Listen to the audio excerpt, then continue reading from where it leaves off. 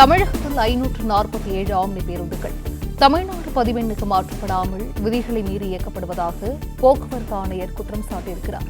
கூடுதல் விவரங்களை செய்தியாளர் ராஜகுமரன் வழங்க கேட்கலாம். ராஜகுமரன், வணக்கம். இது குறித்தான விவரங்கள்.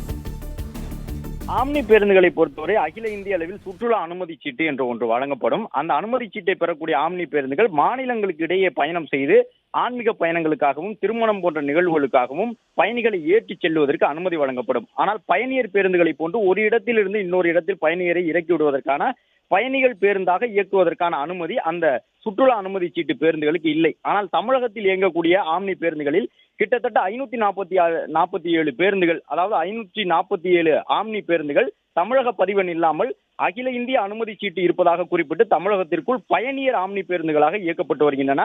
அவ்வாறு தமிழக பதிவெண் இல்லாமல் இருக்கக்கூடிய பேருந்துகளை கணக்கிட்டு அவற்றையெல்லாம் உடனடியாக தமிழக பதிவெண்ணுக்கு மாற்ற வேண்டும் என்று போக்குவரத்து துறை உத்தரவிட்ட பிறகும் தற்போது அளவில் 547 ஆம்னி பேருந்துகள் தமிழ்நாட்டில் அகில இந்திய அனுமதி சீட்டு வைத்திருப்பதாக கூறி தமிழக பதிவெண் இல்லாமல் இயக்கப்படுகின்றன.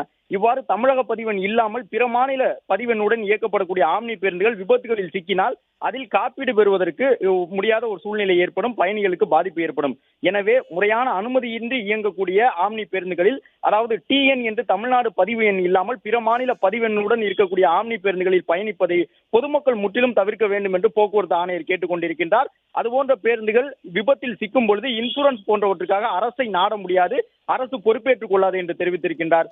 ஆம்னி பேருந்துகள் பிற மாநில பதிவெண்ணுடன் இயங்கினால் அவை விபத்தில் சிக்கும் பொழுது அந்த பயணிகளுக்கான இழப்பீட்டை ஆம்னி பேருந்து நிறுவனங்களே பார்த்துக் கொள்ள வேண்டும் என்றும் தெரிவித்திருக்கின்றார். பிற மாநில பதிவெண் கொண்ட ஆம்னி பேருந்துகள் வரும் வெள்ளிக்கிழமை முதல் தமிழகத்தில் இயங்குவதற்கு அனுமதி இல்லை என்றும் தெரிவித்துள்ளார்.